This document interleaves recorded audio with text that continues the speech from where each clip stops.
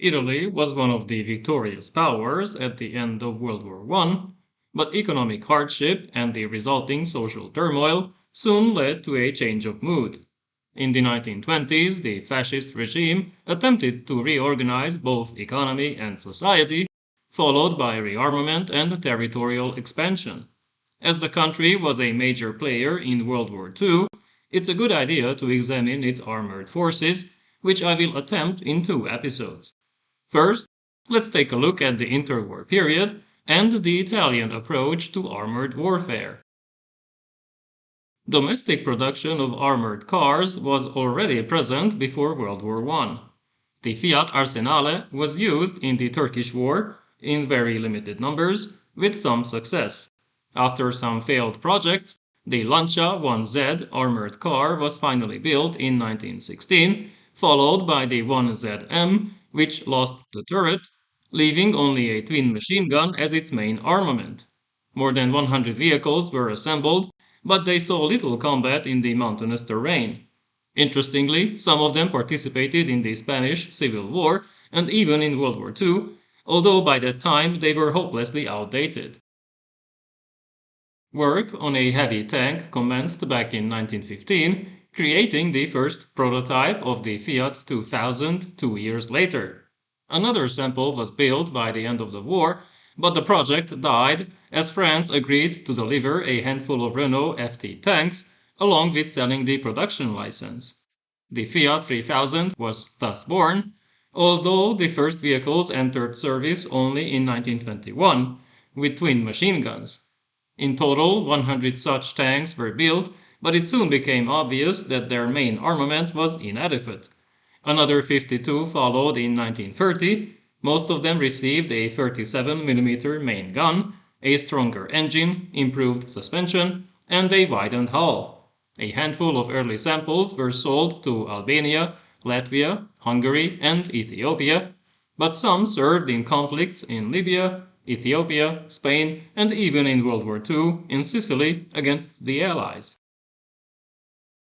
By the early 1930s, it was obvious that more modern designs were needed. 25 Carden-Lloyd tankettes were purchased. They became the CV-29, the Carro Veloce, fast tank of 1929. Experience gained during assembly and testing would be used for the next type, the CV-33, which was based on the same model. It retained a crew of two, armor of between 6 and 12 millimeters, a 43 horsepower engine, and a single 6.5 millimeter machine gun, which soon proved to be inadequate. The second batch received twin 8 millimeter machine guns, a modified suspension, and new visors. When the Abyssinian campaign started in 1935, a third large order was placed for more tankettes, but new variants were being tested as well. One of these was the CV-33LF Lanciafiamme, with a flame projector, increasing overall weight to 3.2 tons to be used against targets up to 40 meters away. They often towed a fuel trailer, but these proved to be very vulnerable, except in Abyssinia, where the natives could not effectively counter armored vehicles of any kind. Another version was the CV-33 Passerella bridge layer, which needed a few minutes to build a 7-meter long bridge. Overall, 1,200 CV-33s were produced until 1935, but this was not the final chapter. At the same time, a second model, the CV-35, was being developed with the same 8 mm twin machine guns, a weight of 3.2 tons, and armor of between 6 and 14 millimeters, which was now bolted instead of riveted. Another 1,300 vehicles were produced until 1938, but many older tankettes were retrofitted to match these specifications. In 1938, the third major variant was ready, with a torsion bar suspension, which used four large road wheels, and a single 13.2 millimeter machine gun. Only a handful of tankettes were converted to this type, while other projects were eventually cancelled. In the 1930s, several countries expressed interest in these Italian vehicles. Romania eventually turned to another partner, but Hungary purchased 151, Austria acquired 72, while nationalist China, Bulgaria, Bolivia, Albania, Afghanistan, Brazil, nationalist Spain, and Venezuela received smaller numbers.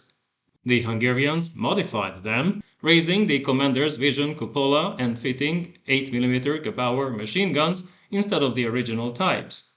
Most of these nations wanted more capable tanks, but they had no available alternatives, so the Italian tankettes were used as a stopgap measure.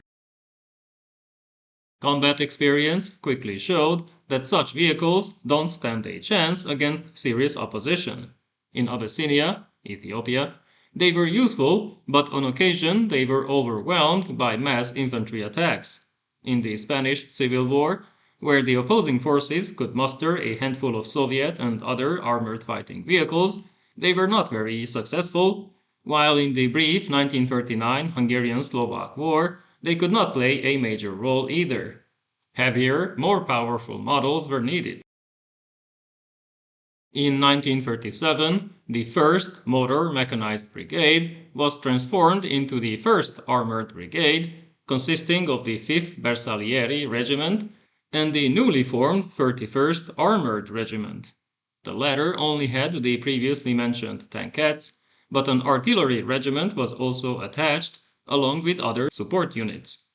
At the same time, work commenced on a medium tank that would provide the much needed firepower and better protection, but before it was finalized, a 5-year rearmament program was announced, according to which more armored brigades would be set up, each with 1 light and 2 medium tank battalions, a truck-mounted light infantry regiment, 2 anti-tank companies, 1 anti-aircraft company, and 1 engineer company.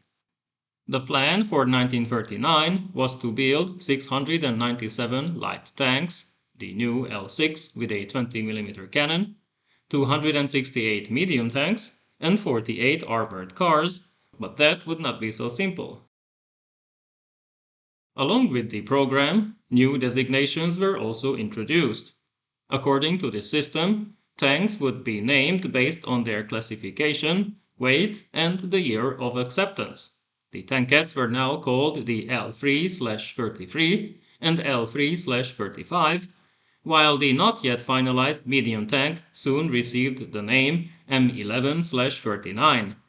This new tank weighed 11 tons, with a crew of 3, bolted armor of between 6 and 30 millimeters, a 105 horsepower diesel engine, leaf spring suspension, a top speed of 32 kilometers per hour, twin 8mm machine guns in the turret, and a 37mm Vickers main gun in the hull. Without a doubt, it was vastly superior to the tankettes, but until it was ready in sufficient quantities, the armored units would have to be equipped with the L3 tankettes and the 2 different models of the now ancient Fiat 3000 tanks. In 1939, the only armored brigade was expanded into the 131st Armored Division Centauro, but 2 more similar units were also created under the names 132nd Ariete and 133rd Littorio.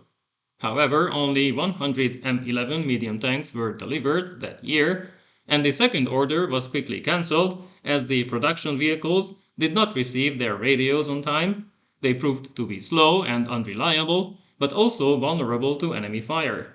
Due to these valid concerns, which were soon reinforced by frontline experience in North and East Africa, a new version appeared on the scene with an improved 47mm main gun in the turret and an 8mm machine gun in the hull. This model became the prototype of the M13/40 medium tank, of which 400 were ordered in November 1939. In April of the same year, Albania had been occupied. The Ariete Armored Division was moved there, and it started to receive the M11 medium tanks. A new table of organization and equipment was issued, according to which the tank regiment of each armored division was to have 3 medium and 1 heavy tank battalions, but this existed only on paper. The Centauro and Littorio were still equipped with the outdated L3 tankettes when Italy joined the European conflict in June 1940. The same vehicles also served in the tank groups of the Free Cavalry Divisions and the numerous independent tank battalions. A few months prior, in March 1940, the Army ordered 583 of the newly developed L6/40 light tank, which received a 20mm cannon. Development of the P heavy tank began in July, but neither could enter service before the outbreak of hostilities, so the armored and cavalry divisions had to rely on outdated, obsolescent models, which did not bode well for Italy's prospects in this new global conflict.